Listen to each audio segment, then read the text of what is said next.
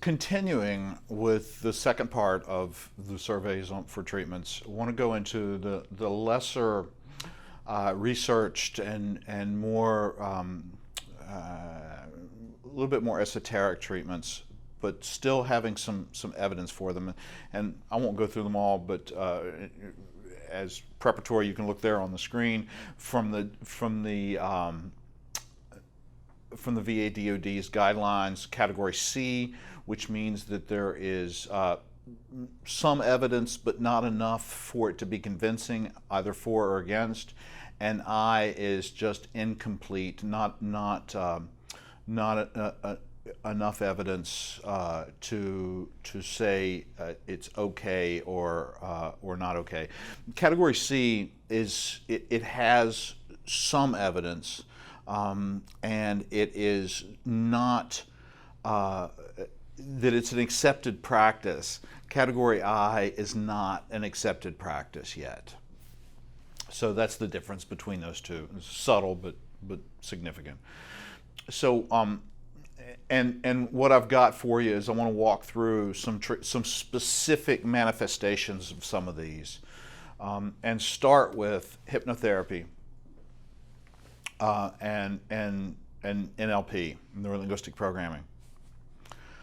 And if you'll remember from the very start of this course with the history of trauma with Pierre in Paris in the 1880s, initially saw that hypnosis, mesmerism, was a really good way to help people to access trauma memories without getting overwhelmed. And there has been constantly through time a school of practitioners that have used primarily hypnosis as a way of treating trauma. It's a good way. The problem is that the problems with hypnosis is that it's really highly skilled. It takes a lot of development of the capacity to do that, years of developing mastery of being a hypnotherapist, and you got clients that have a lot of fear around hypnosis. So those are the primary drawbacks.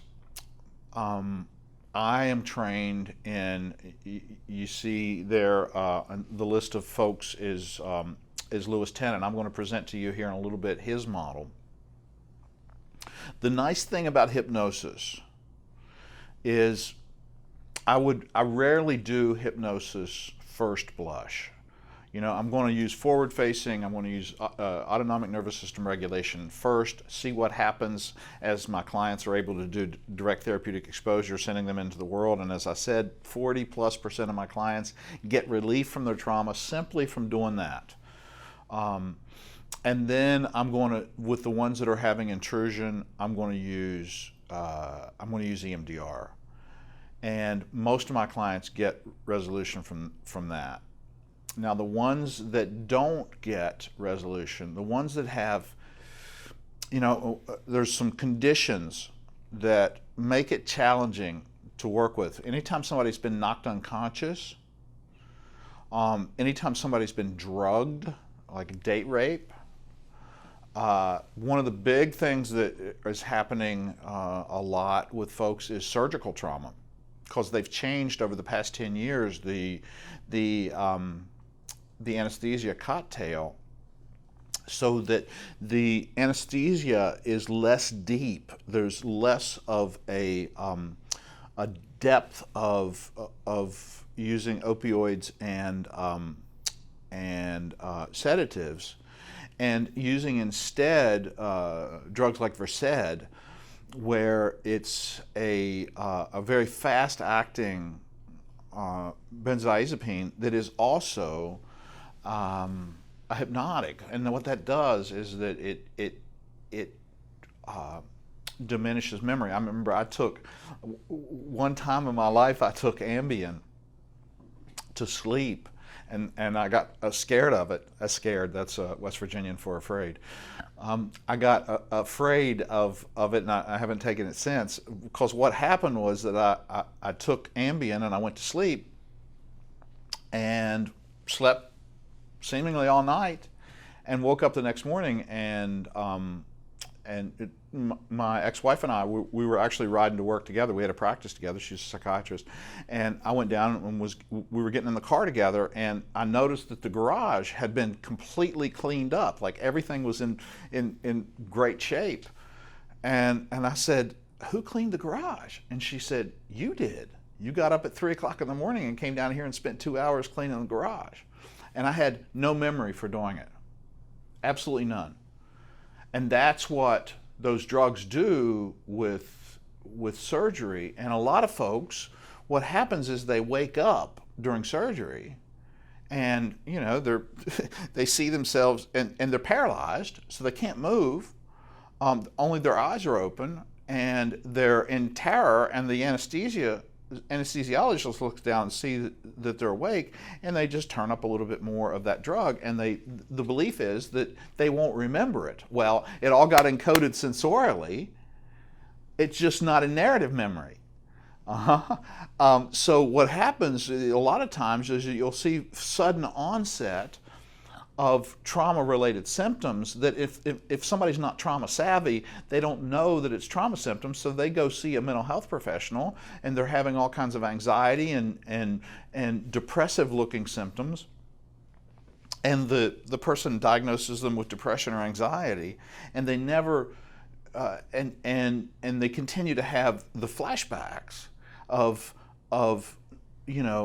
terror without being able to attach it to anything.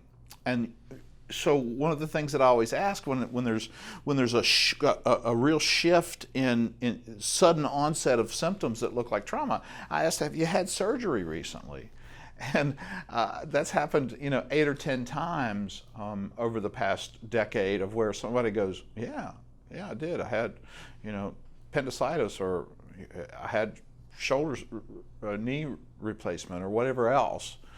And what's cool about doing hypnotically is that you can establish, the person gets relaxed enough. What you can do is you can do what's called hypnotic dissociation. So I get an observer that is just watching the person down there, and so the observer I can say, "Observer, notice what's happening with John down there below. And go ahead and watch that surgery all the way through." And what's really cool is everything's encoded. So if they're relaxed enough and they stay up here, then they can they can now report. What I do is I don't have them recall. It's in real time. I say, "Observer, what are you observing now?" And it's as though they are watching that happening again, but they're disconnected from the affect, so they don't feel the terror that the person down here is, that they're completely dissociated. And I can say, and John, or observer, watch John's eyes. Do they wake up? Do his eyes open at any point? And the observer goes, "Yeah, there's a moment there." And they can get what the doctors are saying even while they were under anesthesia. And you can see, what's the look on his face down there while his eyes are open? He's terrified. And I videotape that while that's happening, and then once they're out of the hypnosis, sometimes they remember it. I bring them back, and sometimes they remember that process, and we're able to talk about it. But usually, a lot of times, they don't even remember the hypnotic part. So what we do is then we watch in the next day, or if I'm doing it as an intensive, then right after that, we go ahead and plug the SD card in the computer, and we watch that together so it gets integrated. And suddenly it all makes sense. And so hypnosis is a really good way to get amnestic material. You just really can't do narrative processing, cognitive processing therapy, prolonged exposure, or any of the other narrative methods. You really can't do that unless they've got 75% or more of the trauma in narrative memory. If you've got more than 25% that is amnestic, then narrative work gets frustrating for the client because they can't recall, and they can't get the data in in normal waking consciousness. And what I'm going to do is I'm going to show you a couple of different ways that, for those of you that are ever interested in specializing, there are 3 ways, 3 processes, 3 techniques that do a pretty good job of being able to get that amnestic material, and one of them is hypnosis, and specifically Lou Tennant's model. And his wife is still practicing that at the Trauma Recovery Institute in Morgantown, West Virginia, and I would suggest that you avail yourself to his writing and their training, if that's interesting for you. So there's lots of different ways to do hypnosis. The neurolinguistic programming folks, they developed a technique, and they've added a neat piece that when I walk you through doing narrative exposure and show you an actual way to do this integration and desensitization, it's coming up next. That one of the things that the NLP folks, when they were developing their process called visual kinesthetic dissociation, which is a hypnotic process, what they discovered was people that are still symptomatic with trauma, that the trauma's not integrated, that they're still having flashbacks and nightmares. The way that the person remembers that trauma is they relive it. And they've called that field memories of the first person. It's like they're back in the situation. That when a trauma is unresolved, disintegrated, that the person relives it over and over. And then what happens when the trauma is healed, when it gets integrated, whether that's through psychotherapy or just by time and natural means, is that there's a shift out of reliving it into observer memories, so that the person actually sees themselves in the memory of going through those activities of that experience. Instead of being behind the eyes, they're now in an observer stance, and that's one of the indications. That's how you know whether or not that memory's been integrated. And that's, who knew? That's kind of a cool, nice way to tell whether or not your client needs some work on that memory, is whether they relive it or whether they're able to see themselves in the memory. And so what VKD does, visual kinesthetic dissociation, it's pretty technical too, is that it does an induction, a hypnotic induction, and then the visualization is taking the person have them go into a movie theater, and you direct them to sit in the front row of the movie theater, and then you help them to dissociate out of themselves that it's sitting there in the movie theater, and you take them up and now you go up in the projection booth, so they can look down and see the back of the head of the person who is sitting there in the front row themselves. And then what you do is that you have them project up onto the screen the trauma, and you play that incrementally forward. And what you can do is that you can stop it, you can turn the sound off, you can make the picture smaller, make it larger, make it grainier, so you can have the person start to manipulate the way that they are integrating that trauma. And it's without distress while you're doing that. That's the nice thing about that hypnosis does, is you can't stay hypnotized unless you are in a relaxed muscle body.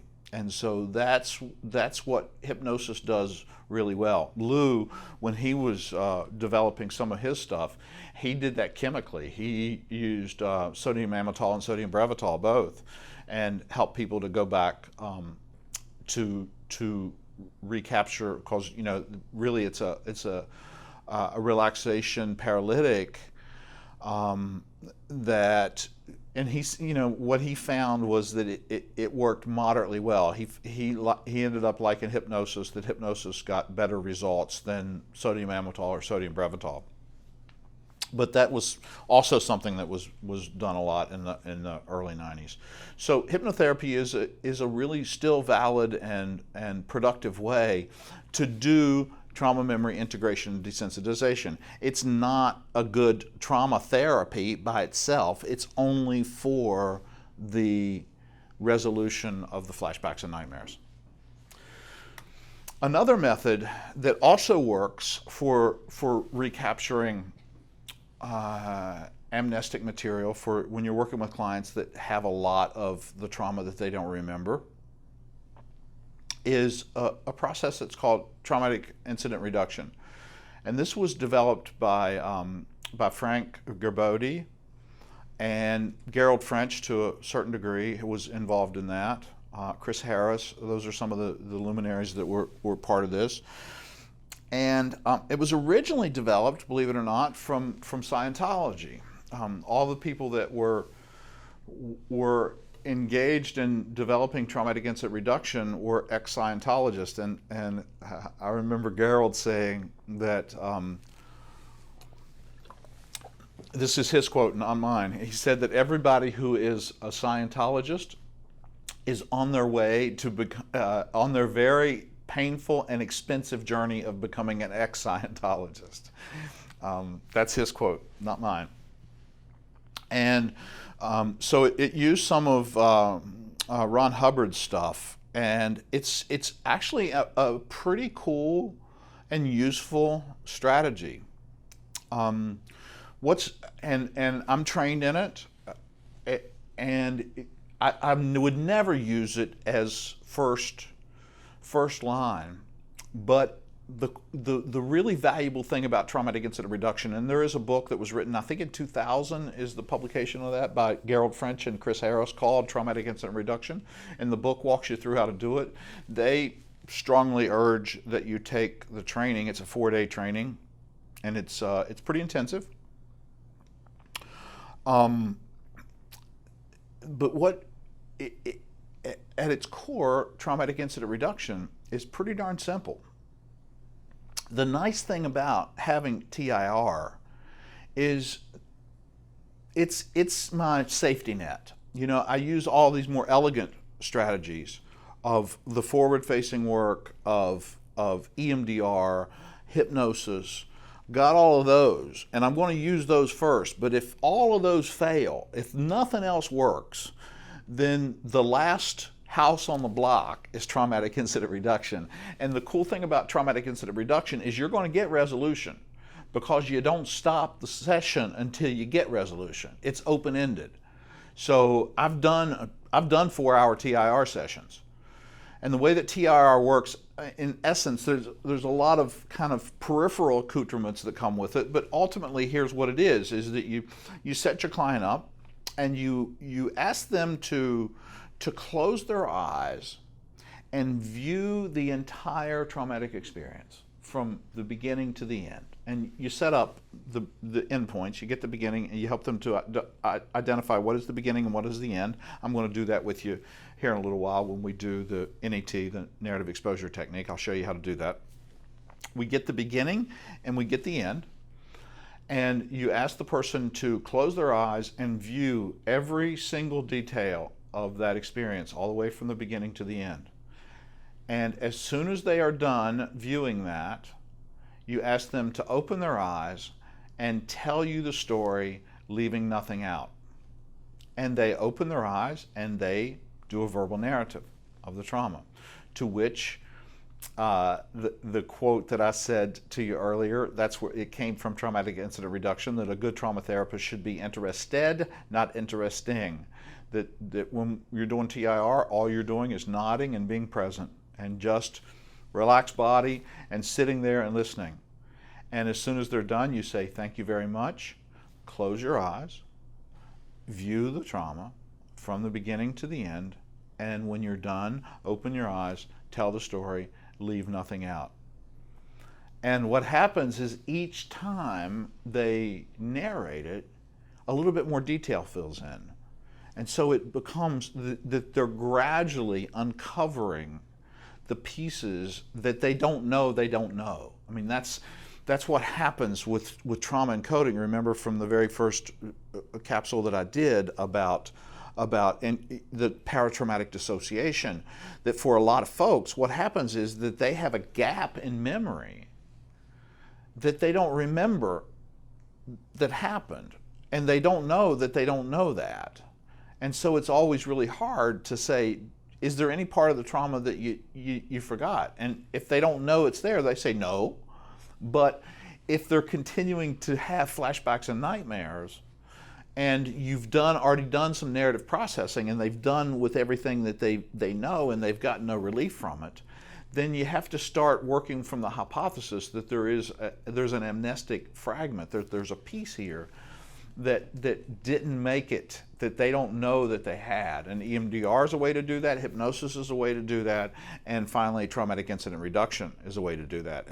And so the reason why traumatic incident reduction, and you know, one of the things that they argue, the TIRA, Traumatic Incident Reduction Association, they promulgate TIR as a non-clinical approach to the treatment of trauma, and it's certainly used clinically, but what they're saying is that it's safe because you don't let the person leave, and that they contract to stay with you until there's resolution. So they may go through abreaction and have some weeping and some terror, but you just keep going until it is done. So you don't let the person leave the room, that they agree to walk this through all the way until it has become integrated and desensitized to the level that you know, their countenance is brightened up and they're no longer afraid of the thing. So, you know, sometimes you do 25 or 30 iterations of the narrative over and over and over again, with each time it filling in a little bit more detail, and you can see how that's gradually going to uncover whatever's underneath of there, because they just get bored with it. It loses its charge. So that's TIR. I already kind of talked to you about Lou's method, which is the Trauma Recovery Institute, the TRI method. And it involves what he calls an anamnesis, which is that hypnotic protocol, but he also does a bunch of other stuff. And he does trauma art narratives of where it has the person draw images that tell the story, and that's really useful for amnestic material as well. I remember when we had in the outpatient program, we had one woman that was an artist, and we did a trauma art group twice a week. And what would happen, there were 3 therapists and there were 9 or 10 patients, and they would all draw a trauma, and each therapist would kind of move around to 3 or 4 different patients, and we would get their story while they were drawing it, and then what we would do is we would put the drawings up on the board, and we would narrate the story back for them to be able to integrate it. You're going to see when we do the process later on, the one that I'm going to teach you to be able to utilize after this training, integrates a bunch of that too. But there was one woman that she just kept working on the same drawing, and she'd put it up every week, and for 3 or 4 weeks, twice a week, she worked on this, and she didn't know what it was. And she was an artist, so it was really beautiful. It was and she was doing it in pastels, and it was this concentric circle with all these different kind of colors and waves in it, and it just was really beautiful, with this darker V down the middle, kind of like this. So it was a circle with these kind of 2 dark lines that came down the middle. And she's drawing, and all of a sudden, just this gas comes out of her, and she starts wailing. And of course, we all rush over to her and said, "What's going on?" And what she said was, she suddenly got the memory of being an infant, young, less than a year old, that her grandmother, she lived in rural West Virginia, her grandmother had held her underwater and was drowning her. And, you know, I'm spooked right now thinking about it, the hair on the back of my neck, because when you looked at the image, she didn't know what she was drawing, but when you looked at the image, it was exactly what it would have looked like underwater had somebody had their arms around your neck. It was exactly that image, and it was as spooky as could be. And that was the fragment, that was the memory fragment of the implicit memory that was coming forward. There just was no narrative for it yet, and she had to keep working on it until it suddenly connected with the experience, and she was able to then do the narrative there with all of us supporting her, and that stopped being a flashback. And that's another way that works with using trauma art. The other thing that Lou did that's pretty cool, that I don't want to spend a lot of time on, but it ended up, it's a really cool technique. The problem is that we've become too technical in our equipment that it's hard to do now. But what he started doing, I would work with, when I did the fellowship, him and a psychologist named Doug Holmes at the VA, a brief PTSD program, 6-week residential program that they had in Clarksburg, West Virginia. What they started there was something called video dialogue, which was a really interesting process for cognitive restructuring and integration. And it went like this, that what their hypothesis was, that anybody who has ever been in combat developed an altered state, a different part of them. And what they developed was an alter that was a killer. That was a part of them that was capable of killing another human being. That they didn't have that until they went through boot camp and they learned the skills to be able to, and then finally in combat of actually engaging in that. And so the way that they did this process was to set up a video camera, and it works great with VHS. It's just hard to do digitally.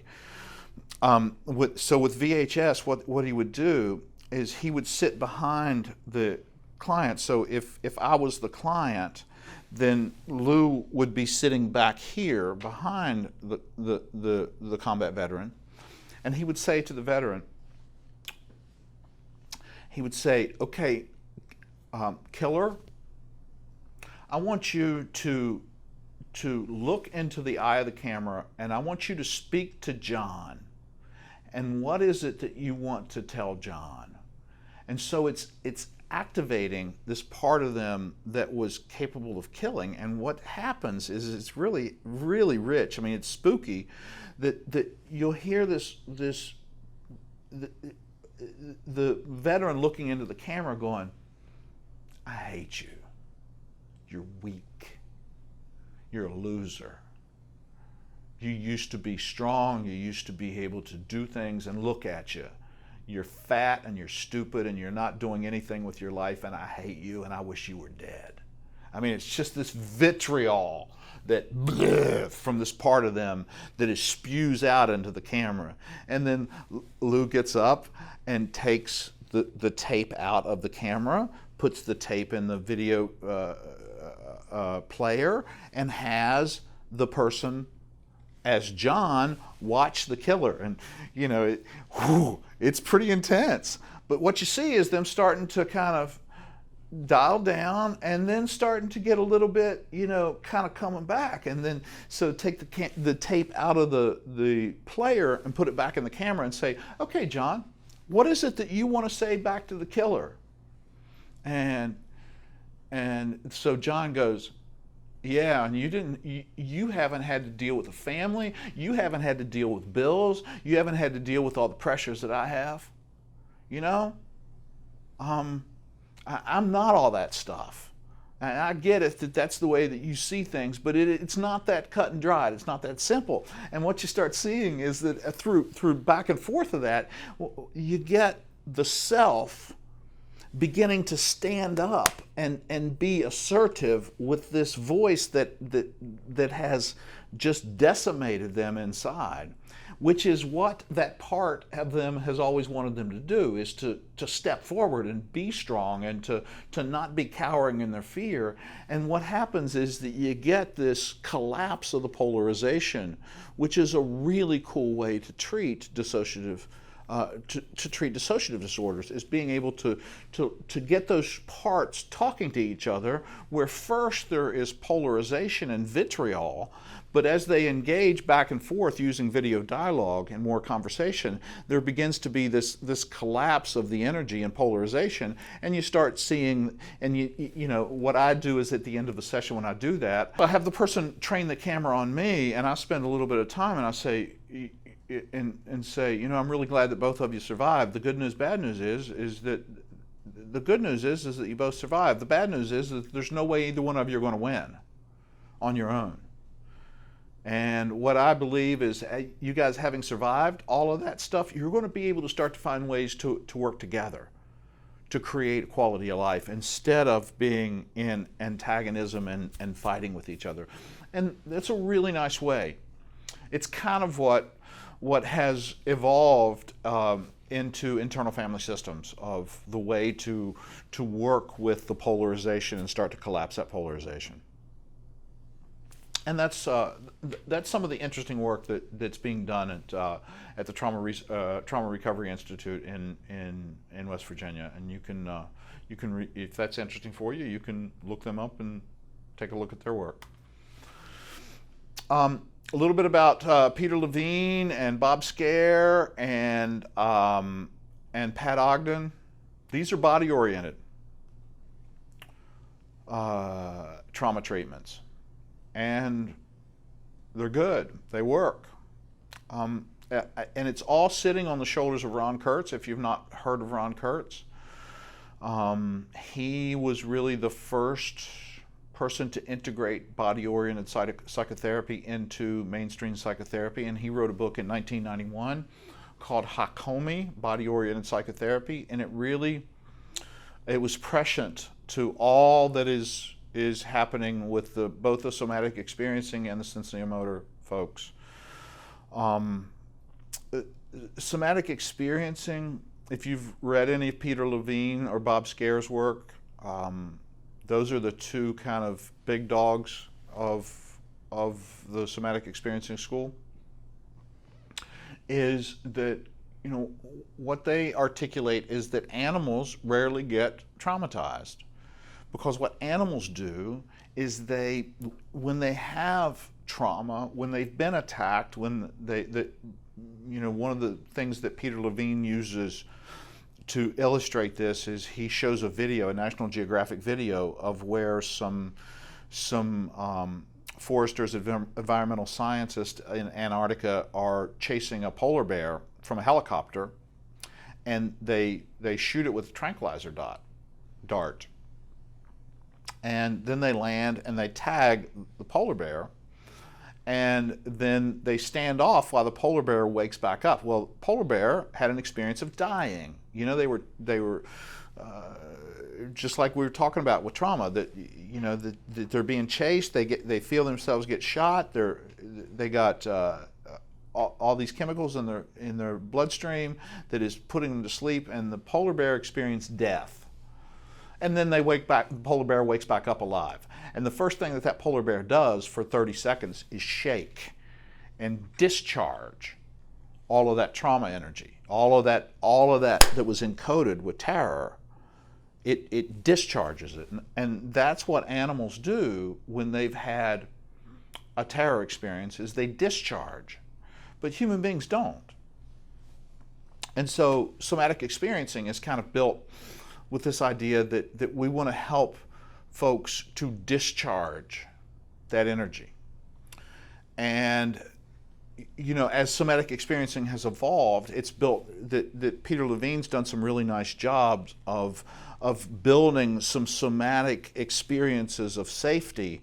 And he's got one really nice piece of where he helps folks find areas in their body where there's comfort, and to be able to modulate from discomfort, of where they feel discomfort in their body, and then in their belly, and then maybe their hands or arms are comfortable, and so that they can modulate back and forth as a regulatory strategy, as a way of being able to manage high levels of arousal without getting overwhelmed.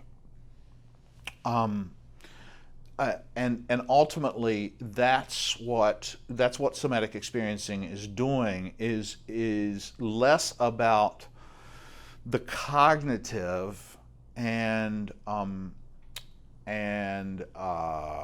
memory oriented, and more about the release and regulation of the affect, with the idea that when this energy gets discharged, that the system arights and the person is in having better quality of life. And the folks that practice, there's good evidence for it. It works. And sensing motor is similar. It's more focused on regulatory, where somatic experiencing is more on expression. That's simplistic, but that's ultimately the difference between those two. Pat Ogden has basically taken Ron Kurtz's work and turned Ron Kurtz's work into more of a trauma-focused, trauma-specific way of doing treatment through developing interoception and monitoring and regulating is primarily the sensory-motor, where somatic experiencing's primary focus is on releasing and discharging any of that residual affect that is left from the trauma. Ultimately, that's the difference between the two of those. Babette Rothschild has also written some nice work around this. And I just want to put a plug in for my buddy Dave Burcelli. Dave's here in Phoenix. He is a yogi, a neuromuscular therapist, and just 10 years ago or so went back to school and got his doctorate. And he's developed the only evidence-based nonverbal treatment for trauma, and it's pretty cool. It's he calls it the treatment is called trauma releasing exercises, and it really works at it's a set of exercises that are progressive, that are designed to fatigue and release abductor muscles, and working from the hips all the way into the psoas muscle. And one of the things that Dave's articulated is that people that have post-traumatic stress have chronic psoatic tension. And psoas muscle is the muscle that its insertion is at your lower back, lower spine, and inner thigh. It's the muscle that lets you raise your leg or kick. And that muscle, that folks that have trauma is constant constriction of those muscles. And most folks, when they have chronic constriction, don't have a felt sense, so it's hard for them to intentionally relax it. So what he does is these series of exercises that involve stretching and fatiguing, ending up with chair sits against the wall where you fatigue the quadriceps and the glutes, and then laying on the floor and gradually opening your legs. What happens is that psoas starts to release involuntarily, and you start having tremors, and it's weird, but it feels really good when you're done, because it's, for a lot of people, it's the first time they've ever had a fully released and relaxed pelvis, and it's really comfortable. And what he's found is that this has had a lot of international success because it's not language dependent, it's exercises. And what's been really interesting is Dave's kind of a really sweet, soft-spoken man, and he's just a hit with alpha males of military, because the reason why military folks like it so much is they don't have to talk. It's a set of exercises. So it works really nicely for folks that don't want to have to kind of do that relational process and want to get some relief from the arousal of trauma. And it's also a really nice self-help. And he's got a DVD called Trauma Releasing Exercises that walk you through that. And it's really worth it. It's worth checking out. Traumaprevention.com is his website, and I would invite you to look that up. You can get Trauma Releasing Exercises, the DVD, on Amazon. I think it's $30. I've given away probably 30 or 40 copies of it to my clients over the past 10 or 15 years, and the clients that have done it have reported that it's really helpful for them. I enjoy it. I think it's a pretty neat process. Um, and the method that we're going to learn as soon as I'm done with this is one I published in 2004, and then in 2013, then again in 2015 in our book, Trauma Practice, Tools for Stabilization and Recovery. Anna Baranowski is the first author on that. I'm second author. Third edition we published in 2015. And this is, what you're going to learn is a single session of how to do 5 different narratives inside of a single session, and to be able to have maximal 35 minutes of that session is doing reciprocal inhibition. It's doing exposure paired with relaxation, so it's really potent, and it is absolutely completely non-abreactive. So you cannot re-traumatize your client if you do this session that I'm going to show you how to do desensitization and integration. So that's another method. So if you've got none of these, by the end of this training, you sit through that process that I'm going to do with you, you will at least have one method that is really safe and that you'll be able to practice with your clients. And then finally, to finish this up, I want to look at some complementary and alternative methods. There's a lot of stuff that goes with trauma, and the more that you help your client to engage in doing healthy lifestyle and engaging these other areas of their lives where they are practicing healthy, self-caring, supportive, growth-oriented activities, it just makes sense, right? That therapy is going to go a whole lot better. So mindfulness training is a good one of that. As I told you about Bessel publishing some research in 2015 that showed that yoga was more potent, had better outcomes for the treatment of traumatic stress symptoms than did cognitive behavioral therapy. Because what happens with yoga, if you do yoga right, it teaches interoception. You learn your body. You start regulating your body because you're learning it. That's what yoga does. Acupuncture, acupressure, diet, nutrition, bio to a lesser degree, neuro to a greater degree, feedback, a wonderful augmentative, even something as simple as luminosity of helping folks who are trauma survivors to begin to feel what it feels like when they maximize neocortical functioning. And to maximize neocortical functioning, what they got to do is they got to bring their autonomic nervous system into regulation. And so they're playing their game, and they're seeing they're getting better at the game with luminosity. That what they're doing is they're learning now how to regulate autonomic nervous system functioning to get maximal neocortical. And so that only good's going to come from that. And then those other methods, aromatherapy, meditation, massage, those are all also, and there's hundreds of other things, sports, aerobic activity, all of those things are going to add to a package of helping people to recover from trauma.